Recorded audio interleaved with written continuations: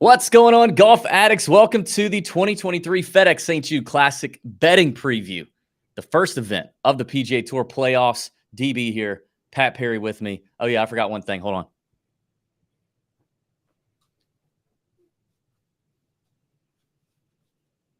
on.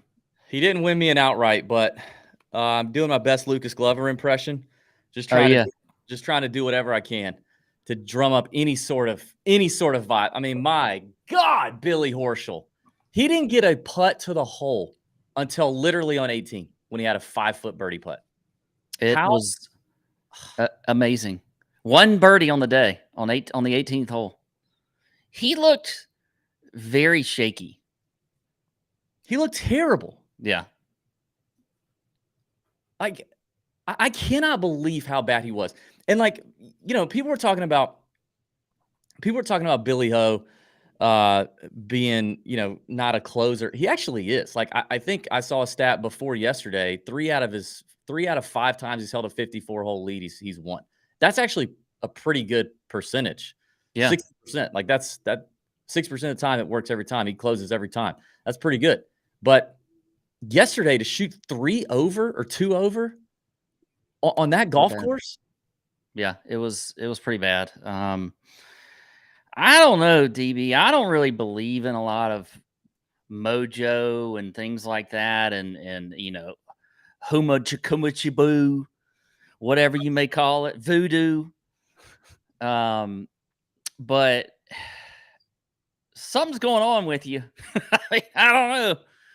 Something's going on, DB. Well, it's been a tough outright. It's been a tough outright year. That is for sure. Again, I feel like I'm close because at least I have, I had a sweat with Billy Ho. I also had Brendan Todd up there going into Saturday who just ended up doing nothing over the weekend. I mean, at least I had somebody up there. And then the people that are winning outside of obviously like Lee Hodges and Brian Harmon, but it seems like a theme throughout the year when the people that are winning they're not necessarily coming as a surprise to me.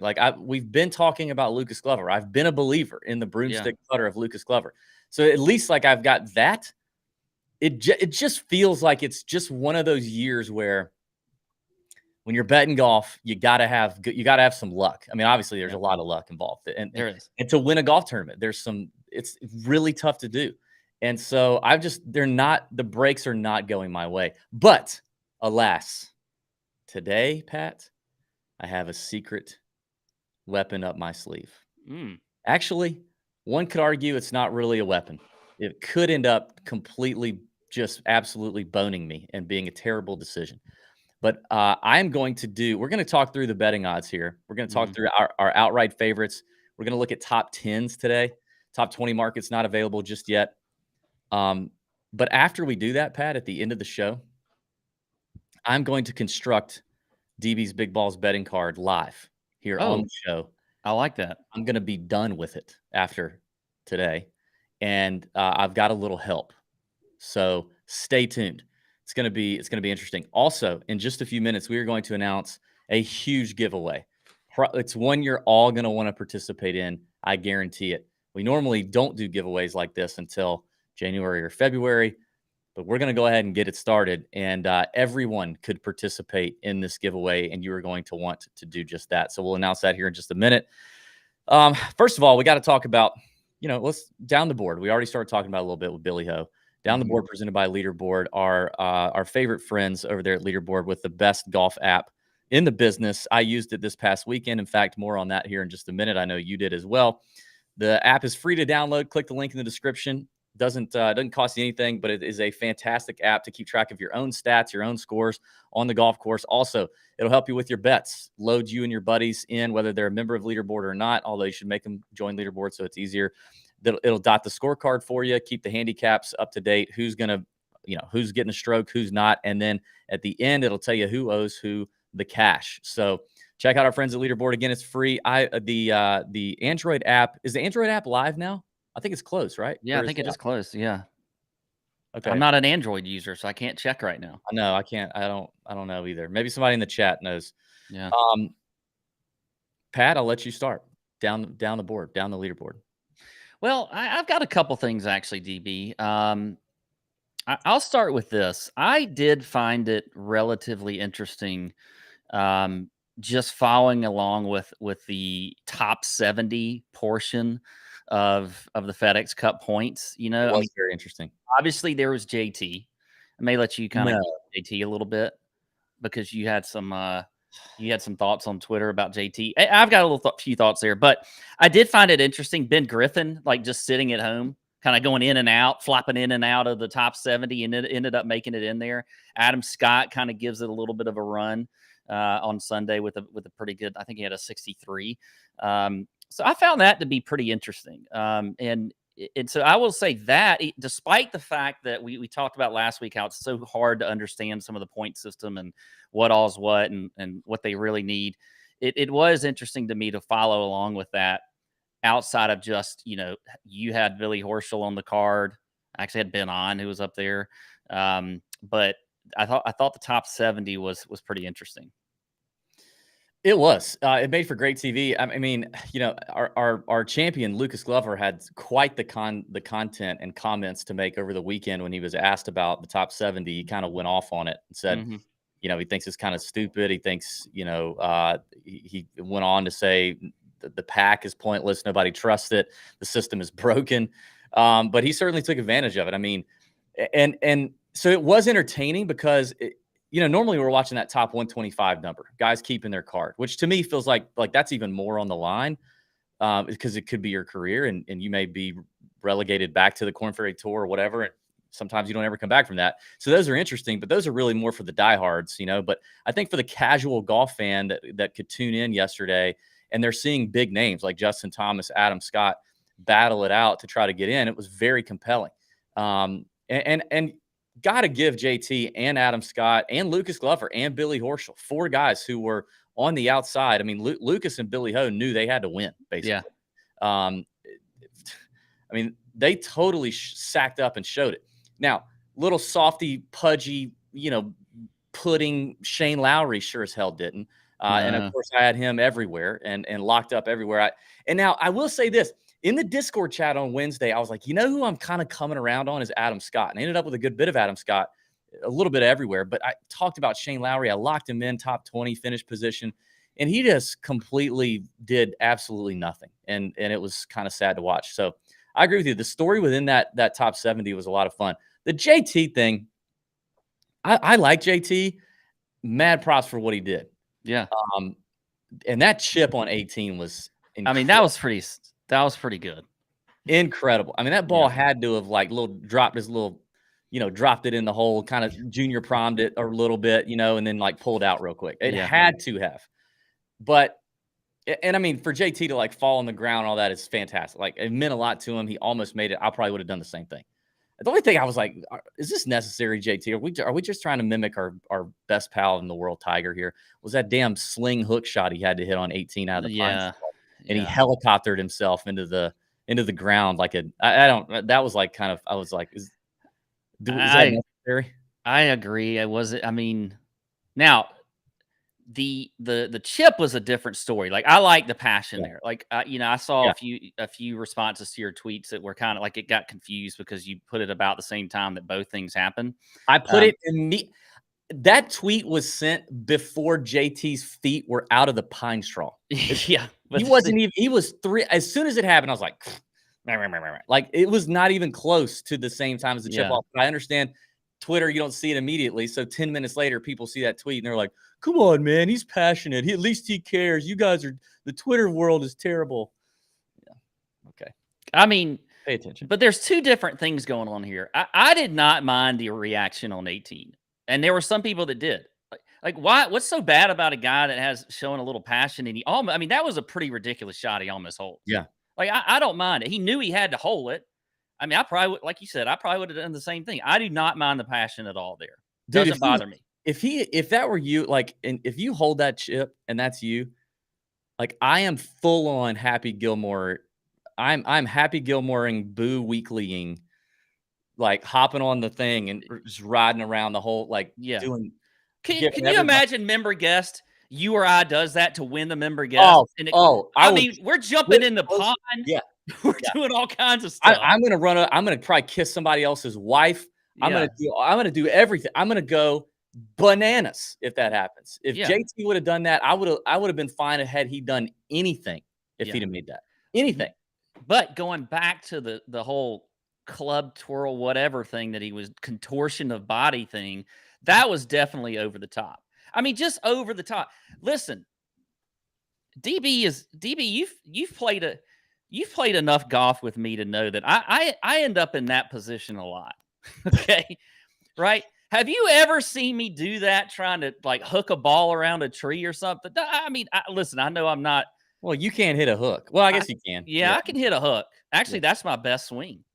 When I got lessons back in the winter, that was basically what he was telling me. He's like, "Hey, just pretend you're hitting your punch shot, and then my club would actually get in the right position in the back." Yeah, imagine. But anyway, I mean, that was just a little dramatic, and it was too tight. Like even somebody said something about Tiger. Yeah. What about Jim Nance, by the way? Like going ahead and just putting JT in the playoffs when he made the eagle.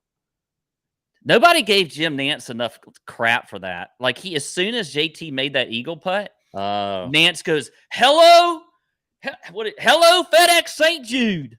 Oh God. Just totally mushed him. Yikes.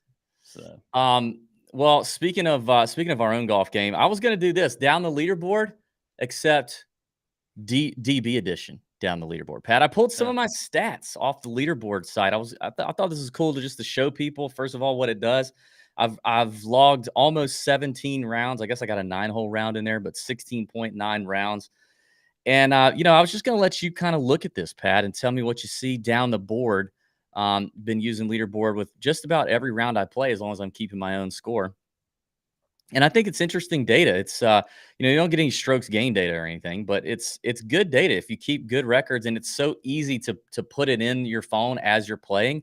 It doesn't. I mean, it takes seconds. So, you and I are basically, what are we, like probably 6 weeks, 7 weeks away from member guest, our biggest major of the year at my place at Champions Retreat. Dying to just make the shootout and have a shot. Is there anything here that maybe concerns you? Well, there's a few things here, and maybe something that you could be happy about. That would be good too. First off, what I like is how did you change? We'll have to go offline on this, but you change your advanced stats to have more rounds in there, because mine has like less rounds. Change it? I didn't change it. That's just how many I've logged. I know, but mine, I've logged a lot more than we could talk about. I've logged a lot more than it shows, but it shows me with like 80% fairways hit, but 5 rounds up at that top. But I know I've logged more than 5 rounds on this. I mean, you can easily see that. Okay. I don't. There's a setting issue there. Anyway, probably user error on your part. Yeah. Oh, I'm sure. 50% fairways hit. I would like to see that bump up to like 10%. But would you have thought that like, had I said, Pat, how many fairways do you think I'd hit? My game. Yeah, it probably would have been about 50. And I will say this. Here's the thing. There can be a little too much emphasis on fairways hit. If you hit the ball far, and even if you're missing fairways and the rough isn't that bad, who cares really? It doesn't matter. I'd much rather have a 9-iron into a green than a 6 or 7-iron, or a 5 or 4 like I have. The putts is a little interest up there at 34.56. I think that's actually fairly average, though, for someone who's a single digit handicap. I do. I don't mind that. A little surprised at the greens in regulation. I thought that might be a little higher. You tend to, I feel like, hit a lot of greens. Yeah, I wasn't happy with that. Some of that's drop shots. Like that's why you see the 30% is short of the green. So I think those are when I'm OB and I don't, and I've got to take a drop. Or I will say this, the Bermuda rough, which we're going to talk about here in a minute with TPC Southwind, the Bermuda rough at Champions Retreat right now is tough. Like, so yes, I do like to be, I mean, I hit it far enough that if I'm in the rough, I've got a short iron in at Champions on most holes, but you can get some real nestlers in there, just settling on down like a damn, like just like an egg, and mother hen sitting on it, warming it. You can only see the top third of the ball. And when that happens, it is tough to hit the greens for Yeah, sure. you're just trying to hit it out. And then here's my last thing. Okay. We need to get your par 5 scoring down a little bit. Okay. Listen, you're Yeah. the bomber of the two. Okay. You hit it further. We need to get your par 5 scoring down just a little bit. Close to 5.5% or 5.5 average scores is not where we need you to be. We need you making pars. Pars are better on those par 5s. Yeah, I agree. It's my yeah. Anyway, that's down the board Yeah. DB edition. Maybe we'll do Pat here one of these days. If I Awesome. could All right. figure out how to make my stats, not just the last 3 rounds or whatever. Right. That would be helpful. All right. Let's talk about TPC Southwind. So you got the three tournament stretch here for the FedEx Cup playoffs. With starting off St. Jude Classic here at TPC Southwind in Memphis, a course we're pretty familiar with. So last year was the first year that this course hosted the first playoff event. The 3 years, 3 years prior, let me make sure I get this straight. It hosted the WGC event, which is very similar to, to what we have this week. It was a limited field, it's about 70 to 75 players, some of the best in the world. This field is probably stronger than most of the WGC events, where you had a lot of Euro Tour and Asian Tour players coming over here, bringing the average down. But the previous 3 years being a WGC event, probably pretty comparable. Before that, in like 2018, 2017, 2016, as long as we've been doing this, you had Dustin Johnson. It was a full field event, regular event. Dustin Johnson won in 2018. Daniel Berger won in 2017 and 16. The WGC events were won by Koepka, Justin Thomas. Abraham Answer won the one in 2021 in a playoff over Sam Burns and Hideki Matsuyama. Par 70 course, around 7,300 yards. You do have water on about 11 holes in play. This is one of those courses that, I think has some similarities to Eastlake. You don't have to be super long on this course to be able to contend. In fact, Pat, one of the things I dropped in the chat this morning in the Discord was a few past relevant player quotes about the golf course. And I just want to read a snippet of one from Rory. He says, "Yeah, I think TPC Southwind is a favorite for a lot of guys on tour. It's a really good golf course, rewards good ball striking, and you don't have to be overly long on this course, but you have to be accurate and put your ball in the right position." Talked about the Bermuda grass as well. Obviously, you've got typical kind of pure Bermuda grass surfaces on the greens. Pretty firm, pretty fast, but overall, it's kind of, precision off the tee. Fairway's a little more forgiving than Sedgefield and what we just saw, but still got to hit them. You do not want to be in this Bermuda rough. It is pretty penal. You've got water in play, as we already mentioned. There's a lot of penalty strokes that get given out here. Unlike Sedgefield, a little bit longer, I think. So you see a little more of the mid-iron play out of the bag, not just a bunch of wedges or short irons. And the greens are smaller, so you're likely going to miss. Got to be able to get up and down, scramble a little bit. But overall, kind of a middle of the road test. I don't think we're going to see 20 under. We could, but I don't think that. I think it's going to be kind of one of those 15 to 17 under situations on the PGA Tour, unless we have some weather. Which an early look does show a little bit of wind on Thursday morning that could get up into the 20s. In terms of mile per hour, it's going to be hot. Memphis is always pretty steamy and hot. You got guys complain about that every year. Other than that, I don't know there's much else to talk about in terms of the course. Obviously, one of the strongest fields we're going to see all year out of 70 guys. Anything else? Yeah, no, I agree. I think if we do get some wind on this course, it'll make it quite difficult just with all the water out there and everything else. Pretty basic for me this week as far as like what I'm putting into, the things I'm looking at as far as stats. I mean, I don't want to get too cute with it. Just your basic ball striking approach around the green, driving accuracy, that kind of thing. I'm not really getting too crazy. Adding in putting on Bermuda grass greens, but other than that, just trying to keep it basic. Yeah, I mean, and it's a really strong field. The best players. You've got the FedEx Cup angle of, now after this week, only the top 50 once this tournament is over are going to play at Olympia Fields next week in Chicago, and then from there the top 30 at Eastlake. So we're going to eliminate 20 this week, 20 the next week. So you've got a different set of bubble boys. Those guys in that 50, especially those guys in that 58 to 70 range really have to have pretty strong weeks. And then the guys, in that 44 to 57 range are probably sitting there going, all right, I got to do something solid. I don't have to be amazing, but I got to do something solid to make sure I stay within that top 50. So, there's going to be some movement. There's usually less movement than you would think in terms of these rankings, unless guys really just crap the bed or somebody comes out of nowhere. So I do think this is one of those courses that we could see. I think Olympia Fields next week, just in my early look, is going to probably be a better fit for the best of the best. I think we could see a variety of winners here at TPC Southwind. Yeah, I agree. I think, and that is sort of what you've seen in the past too, historically. By the way, speaking of next week at Olympia Fields, I will be going out with the PGA Tour and DraftKings to do some content at Olympia Fields. I wish Pat could come with me, but real job duties. Yeah, can't make them all. That'll be fun though. Chicago's a good town. I can't wait to get some. Are you pizza. gonna? Yeah, I was about to say, are you gonna be able to get out and get some pizza? Dude, I will. I freaking Chicago deep dish is my favorite. That's my favorite pizza of anywhere. I don't know how anybody could say anything any different. And I've had the New York and all that's in Detroit. And no, Chicago pizza. I can't wait for. Isn't there another style that's also pretty popular in Chicago? Yeah, there's like two. Like everybody thinks a deep dish, but I think there's another one because when we were in Nashville, we were with some Chicagogians. Chicagogians? Chicagoans? Gogians. I don't know where I added the extra. I'm not even drinking. The Demogorgons or something? And they mentioned something else, but I can't remember what it is. Yeah, I knew we'd fire up the chat with the Chicago pizza takes. Yeah. But Tuesday morning, I'm going to be at DraftKings Sportsbook right outside of Wrigley Field doing some content with DraftKings and the PGA Tour. And then Tuesday afternoon, we'll be at Olympia Fields doing content there.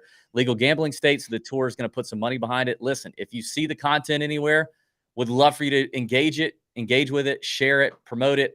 Because listen, the more engagement they get, the more likely they are to keep doing it. Not just with us, but with other people. We got the betting and DFS folks have to stand up and support betting content when the tour puts it out and invest money in it. So it's going to be a great week with 50 of the best players next week. So stay tuned. Also, in terms of the show next week, I think me and Pat are still going to be good with our Monday night show, but stay tuned. Maybe we get it out early next week too. Anyway, yeah, that's next week. Let's look at the top of the betting board, Patrick. I've done some shopping already this morning. So, we usually start off this range and say 25 to 1 and shorter. Who's catching our eye? And I just kind of I did a little foreshadowing there just a few minutes ago when I said I really think this could be anybody's. A lot of different types of players could win here. For that reason, I find myself not really wanting anybody in this range, Pat. I actually don't. I think of the three up top. I think Rahm, if I remember correctly, may have the best performance at TPC Southwind historically. He's at 8 to 1. Cantlay and Xander, I've still not bought in on those guys winning enough. Just winning. I see him being up there and being in the conversation. Xander at Eastlake could be a different story, but I just can't bring myself to bet on those guys when they're shorter than guys just below them that I think actually have a better chance of closing the door. Hovland is tempting, but other than that, I just don't love the top of the board. I find the value in the middle is tremendous for me. Yeah, at the very top, I agree. There were two in here that I fired in already because I saw a little bit of value early this morning. One is Victor Hovland at 20 to 1. He was, he's 18 to 1 on DK. He's still 20 to 1 on FanDuel. I thought there was a little more value there. And then Terrell Hatton is at 25 to 1, but he's 22 to 1 on DK, but you can get him around 25 to 1 on FanDuel. Those were the two that just kind of jumped off the page that I didn't want. I felt like we could see some steam on those two guys early on, and those odds could shorten. As a matter of fact, I thought FanDuel was at 18 to 1 earlier and has actually moved up a little bit, but I could see those two getting a little bit shorter. Other than that, I really there wasn't really anybody in here that I was looking at right off the bat. But I think both those guys, Hatton and Victor fit the profile pretty well for here. Now they don't have the greatest records here. If you look at Hovland, he was he's I mean T20 he's last year was his best finish. He's improved every year. yeah At Southwind. yeah, and Hatton's made a lot of cuts here. Just no wind. So Well, yeah, but the last 4 years there's not been a cut. Oh yeah, that's right. That's So right. I have been playing since 2019, which was the first WGC event. Yeah. He's gone 43rd, 69th, 17th, 31st. Now, obviously, Yeah. I do feel like Hatton's a better player, and he's a different player. Hovland, on the other hand, has improved at least every year. Like 2020 was T59, then he was T36. Last year he was T20. That's what I'm saying. Like I just feel like outside of maybe Rahm and Rory and Scheffler, it just doesn't feel like shorter than 25-1. I'm getting a ton of value. There's kind of some warts on those guys, and I can just move down a little bit and feel like I'm getting as good of an option to hit an outright. If I were going to bet one of the shorter names, I actually think it would be Rahm.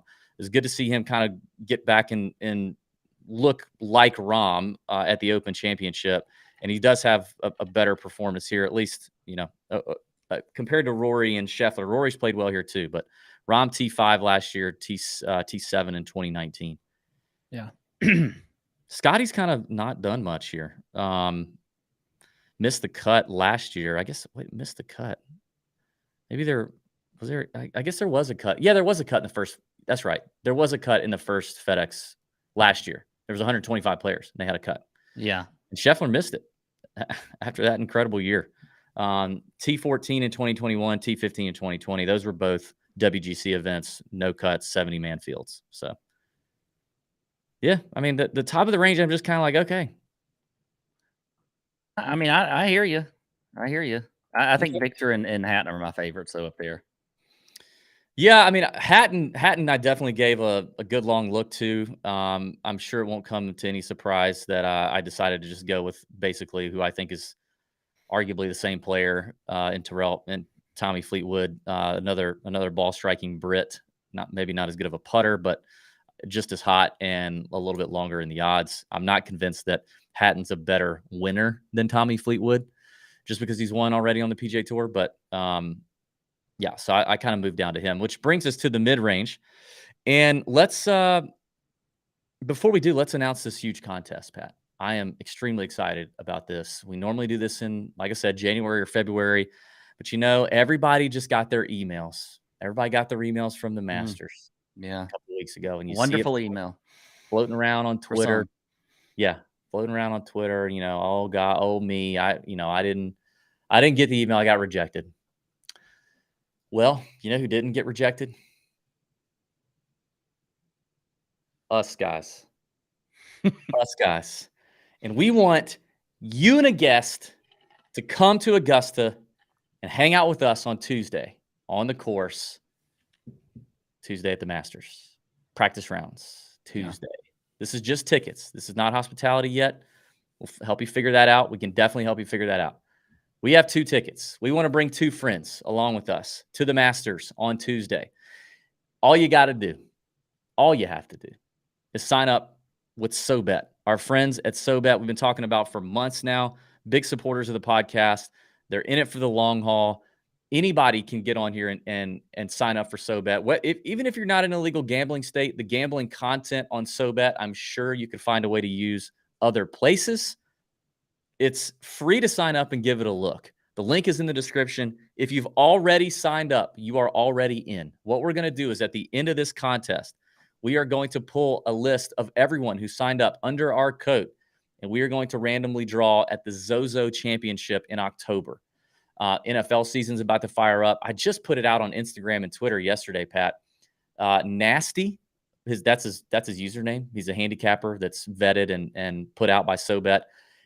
Has gone, I think, 19-3 over the last 22 days in his SoBet picks, and he is making people boatloads of cash, which is what I love about SoBet. I feel like I can blindly tail some of these people, even though that may not be advised. I can just blindly tail them, and at least I know these are vetted handicappers. These are not just some rando on Twitter that started an account and said he was good at something, and you tail it and it sucks. So You can do it in any. You can download this app in any state and use it however you like.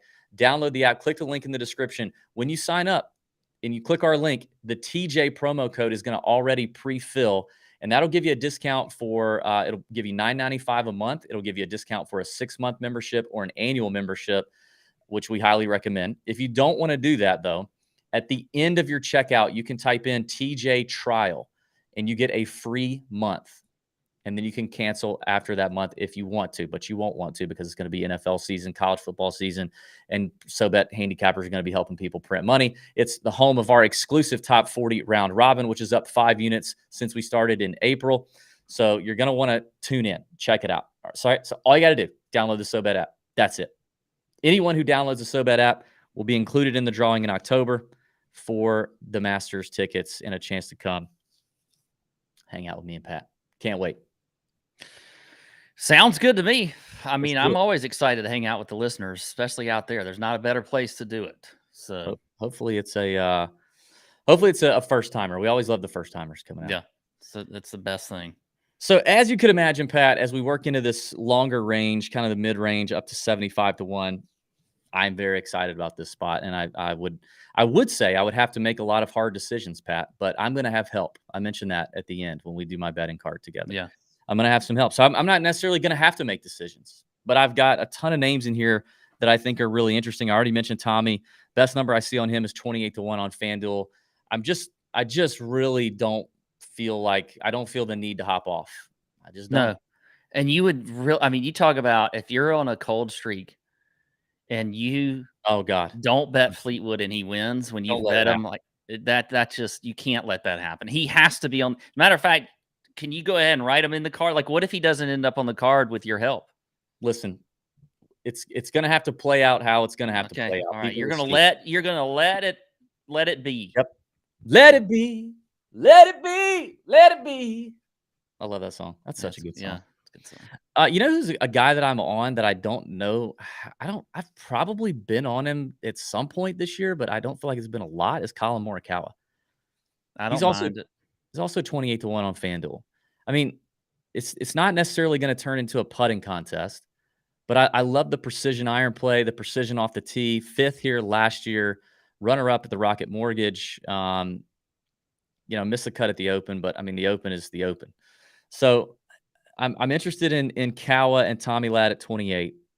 I love Matthew Fitzpatrick at 35 to 1. Yeah. Matthew Fitzpatrick might have the best, overall course history at TPC Southwind. He's got a T4, a T6 in 2019 and 2020, a T5 last year in 2022. And, he's not been playing outstanding since the win at the RBC Heritage, but everybody at the Open Championship, and he talked about how much he doesn't like links golf. He wasn't a fan. He didn't really see himself winning. He didn't. He finished 41st, but I think based on how he sounded, it was maybe an overachievement on his part. But I like Fitzy at 35 to 1 on FanDuel a good bit. Yeah, I'm a fan of Fitzy. I'm totally with you there. I think there's some pretty good value as well on that one. A couple here that I like. I still am on Tom Kim. He's at 45 to 1. I think we'd have to hold off on Tom Kim. I know there's an injury concern. He didn't defend his championship. He didn't defend his. I know, but if he's hitting the ball and he's in the field and he doesn't look injured, 45 to 1 is a pretty good number on a guy that's been playing really well lately. Don't you think? I mean, you can't even say in the Open Championship, even though he was injured, he still played well. But didn't it happen like on the last day or something? I mean, he pushed through on the last day. I think it's telling that he didn't defend his first. Well, we'll see. We'll see. So maybe if we hear from him and he's fine, okay, why not? But I wouldn't fire on it now without hearing from him. Well, yeah, I'm not firing in on it now. I'm just saying he's one that's got my eye.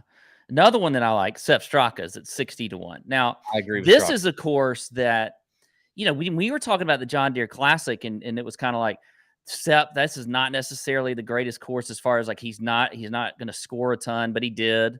He had some of the most birdies at the Open Championship too. I think he was up there. I think Sepp is actually he's the one too that I feel like is just getting the most action early. I mean, if you look at DK Sportsbook, he's at 45-1. You look at FanDuel, he's 60-1. I think I saw him as high as 75-1. I thought it was on FanDuel earlier. It's morning time, DB. It's the morning time voice. It's 11:40.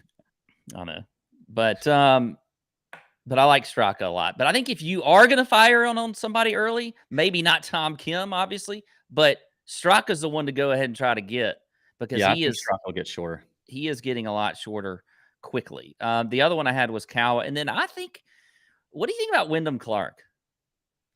This feels like a pretty good spot for Wyndham as well. Listen. I'm not going to put anything past Wyndham, and I think he's got limited starts here. Yeah, he only played last year T28. I don't know that matters. I really wouldn't put anything past him. I don't mind him. I don't mind him at all. I think what'd you say his number was? 35-1. Yeah.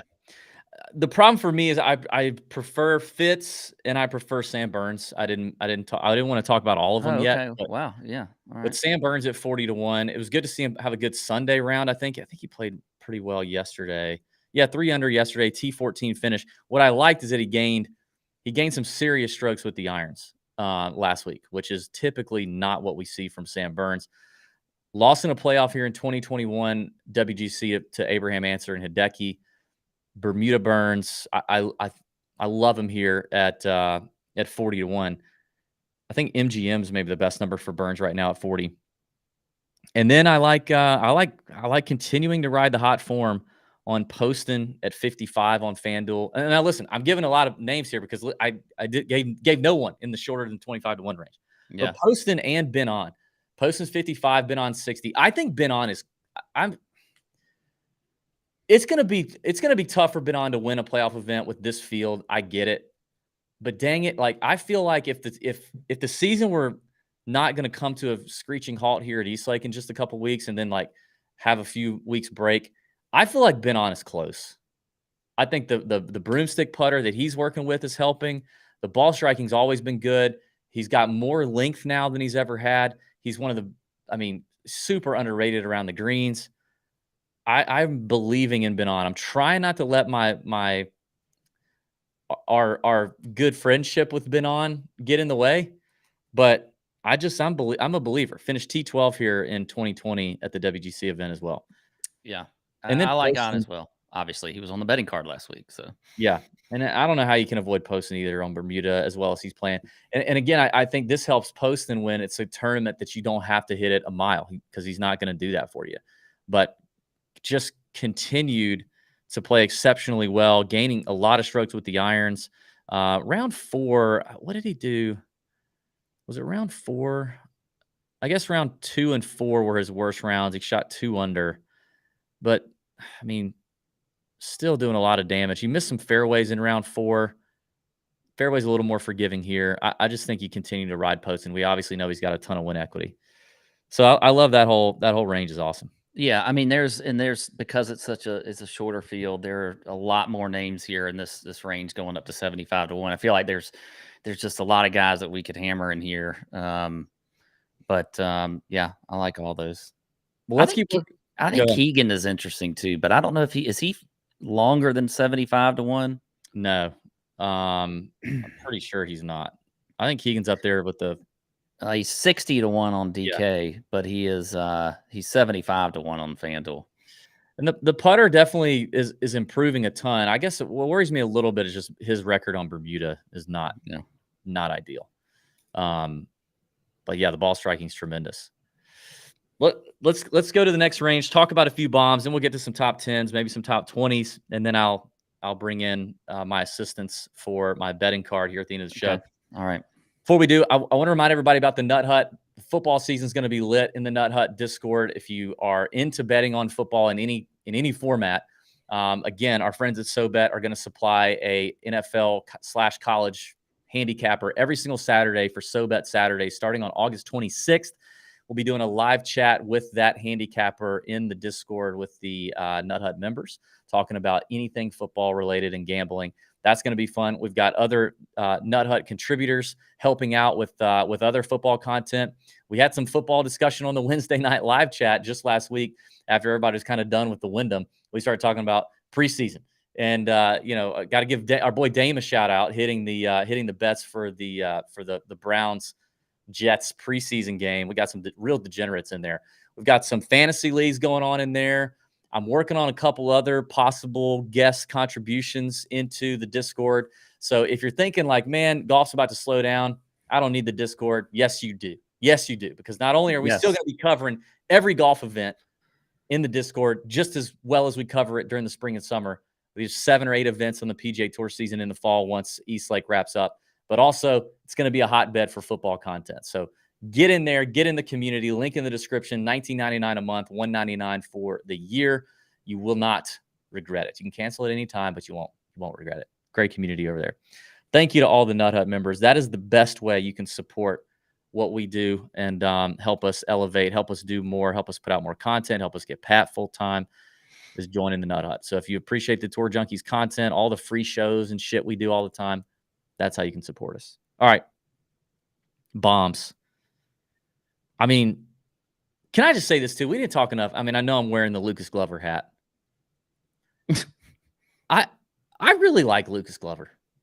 I do too. I think he's probably an underrated dude. I 100% agree. I've told you the story that I walked with him in high school at Palmetto Golf Club in Aiken. Watched him play a few holes. I remember that. There's a big high school golf tournament that's in Aiken. I can't remember what it's called. Southern Cross. The Southern Cross. And he played in it. I think he was a senior in high school from Greenville. The dude back then was such a flusher. It was even, I mean, I can remember just watching him then and being like, this guy hits the ball better than anybody I've ever seen. Just absolutely amazing. And a lot of people will say that to this day, just how much of a flusher he is. But he was also just a cool, I mean, he was in high school then, but even now he's just kind of down to earth. Yep. You know, I mean, I think he gets too much, not necessarily crap, but there's too much drama because of the wife thing.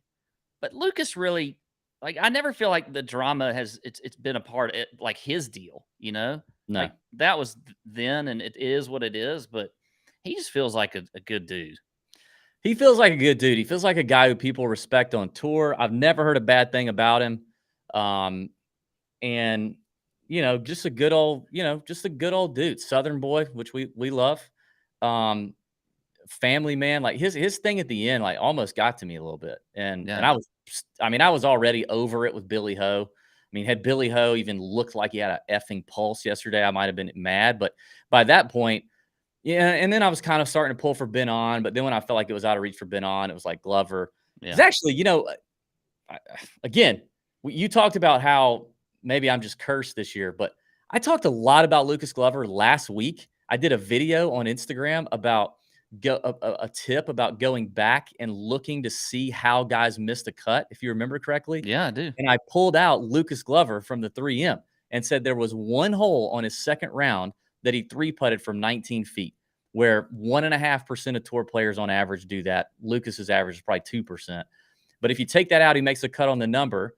Then he could pull a Bo Hostler to 3M and shoot, 8 under on the weekend, and he'd have another T15, and we'd all be loving it. I talked about Lucas last week, so it was good to see him win. But the stuff with the kids at the end and just his perspective and all the things he said, it just seems so genuine, and I could relate to it as a dad. And he's getting older, he's been grinding, dude. Like he's been grinding for years. I mean, think about this win versus when he won a major. Yeah. And his major was not really a fluke. I think people would have, back then maybe thought there was, Lucas wasn't going to do anything the rest of his career, but he really has had a great career. Yeah.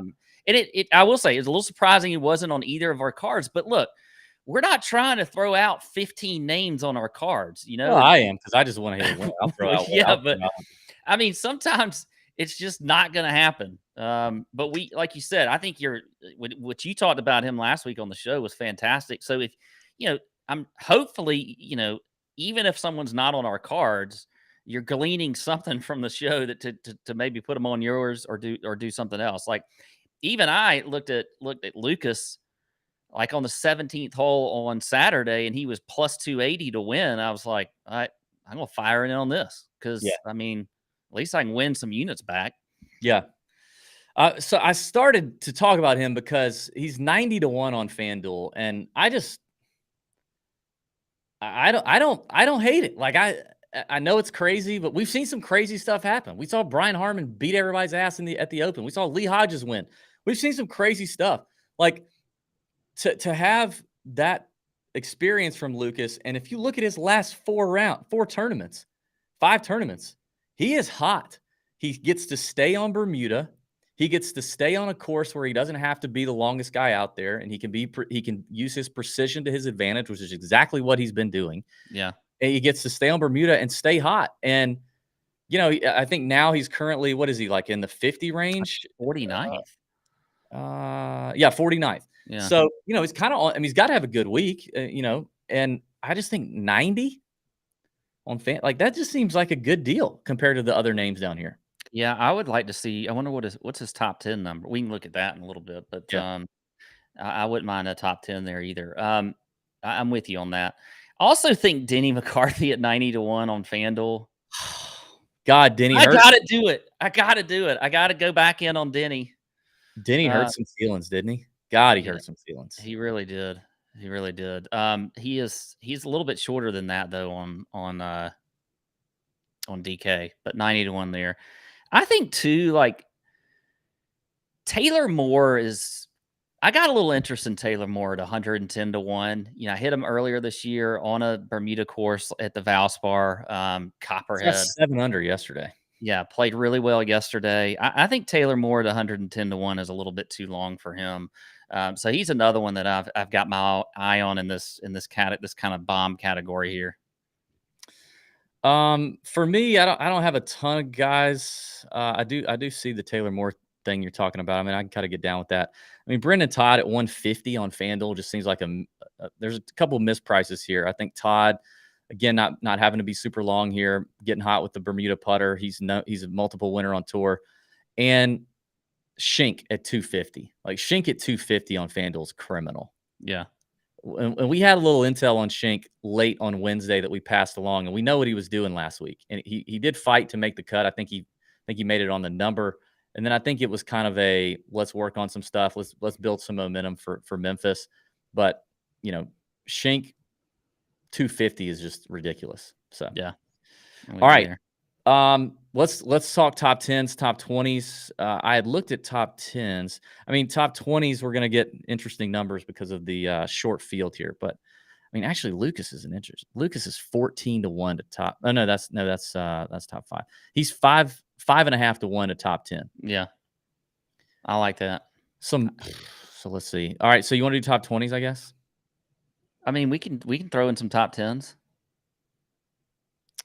I mean, I'd probably go like. I like Cal up there. I was just about to say, does Morikawa at plus 230 as a top 10 feel like a? I like that. I like Straka at plus 400. I mean, we haven't said a word about Fowler. I know. Plus 275. Yeah. Top 10. I agree with you there. All right. You got top 20s? Yeah. So by the way, last week, our top 20s, we hit 2 locks, Henley and JT Poston at plus 130 and plus 160. Neither one of the bombs hit. So it ticks me off is that I had Ben On as my third name because I was looking back at it, what I wrote down, and Ben On was on there. And somehow, I guess, did I say Hideki? And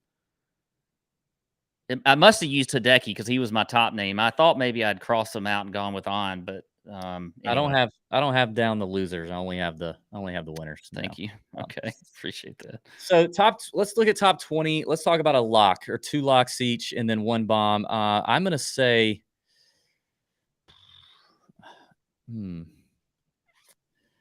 I actually, you know what? I'm going to step out here. I'm going to say Sam Burns is my first lock, plus 125. First lock at a plus number. Okay. You go, and then I'll give you another one. All right. I'll go with Sep at plus 165. I'm gonna go right above him, plus 160. JT Poston has 2 top 20s in the last 5 years here at TPC Southwind and playing some really good golf right now. So I'm gonna go. Yeah. I'm gonna go JT Poston for my second lock. All right. So my first was Sep. I'll go just down a little bit to Ben On at plus 175 since I just mentioned him. Love it. Let's see. There's not many bombs. Let's say a bomb at like over 250. Okay. So one bomb over 250. I mean, I think it's Shink. I think it's Shink at 4-1. Okay. You don't like Shink as much? No, I do. I like it. I'm being a little bit of a wuss here because you said plus 250 and above, and you went out all the way out to there. But so I'm just going to stick with Taylor Moore at plus 260. All right. So there's your top 26 pack. 4 locks: Poston, Burns, Sep, and Ben On. 2 bombs. Taylor Moore at plus 260. Adam Shink at 4-1. Fantastic. All right, Pat. Let's wrap this show up with let's create DB's Big Balls betting card, shall we? All right, let's do it. Let's do some creating. Now, are you gonna do some artwork? No. I've got all right, so here's the deal. We all know the drill. DB's Big Balls betting card has to be 25-1 or longer. I spend 5 units a week. Got a little help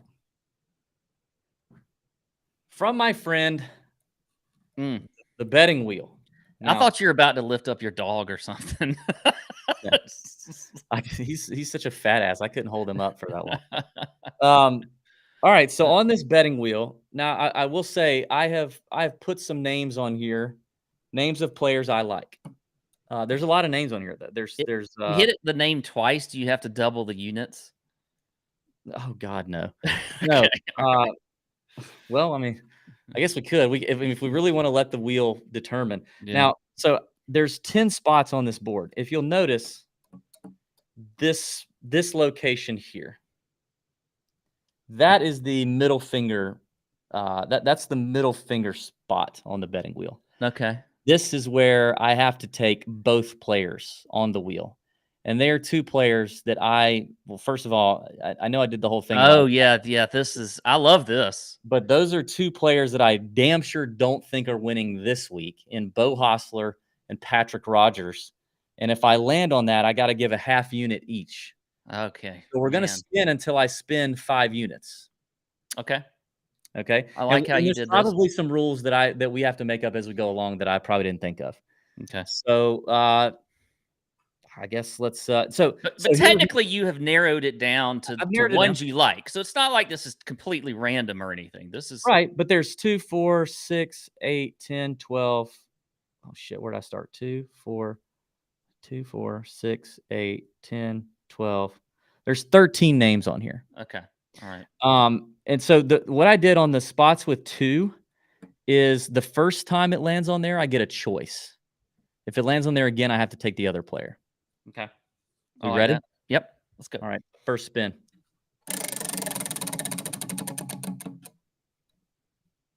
And the first choice is in. It landed on Morikawa at 1 unit or Lucas Glover at a half unit. I think this is a very obvious choice. I think I'm going to take Kawa at the full unit. Is that where you would have gone? That's where I would have gone. Okay. So 4 units left. Here we go.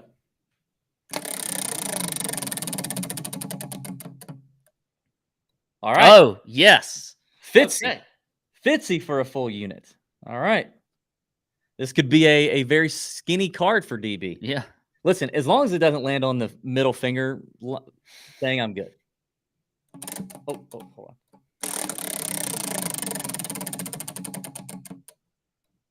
Okay. It really wants me to like this spot. So it lands on Kawa and Glover again, which means I have to take Glover at a half a unit. So far I'm okay. Yeah. So we're halfway through the units. Here we go.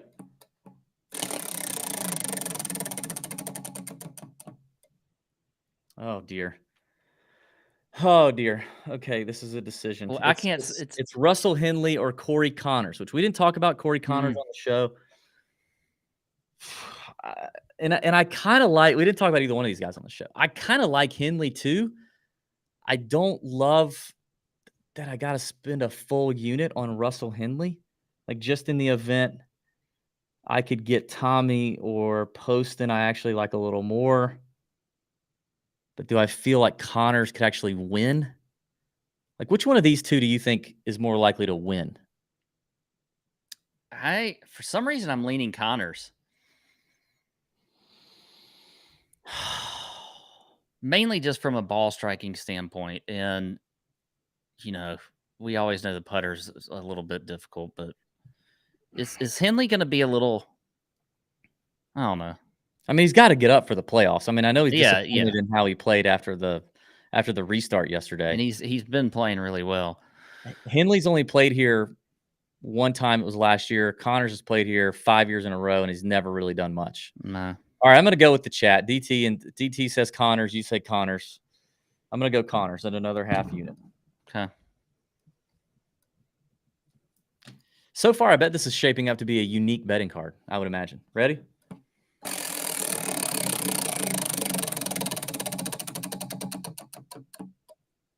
Okay, yes. Okay, this is Tommy or Adam Schenk. I am definitely taking Tommy Ladd here. There we go. You've got to go with Tommy. Definitely taking Tommy. That's at 1 full unit. So we are at 4 units. I can only use 5. Okay. So if I pick a 1 here, if it lands on a 1, we're done.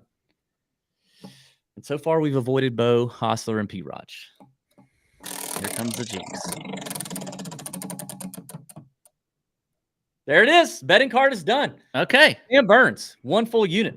I like this card. I like the card. I kind of do too. So the full it's an card, even number too. This is fantastic. Do you want me to spin one for you? Like, what if I just spin one for you? All right, yeah, I'll take it. Let's I already got 2 guys on my card, I have to say, because I've got Hovland and Hatton on the short end. I've fired in. Okay. Let's do 1 spin for me. Now, are you like Pat Sajak here? Do you know how to spin this thing and land it? No. Like land it exactly on, the number you want it to land on? Because Pat Sajak knows how to spin that wheel. I did not. I do not. I did not sit up here and practice this. No. All right, ready? Yep.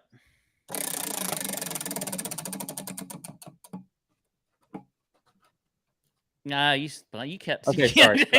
Sorry. One more time.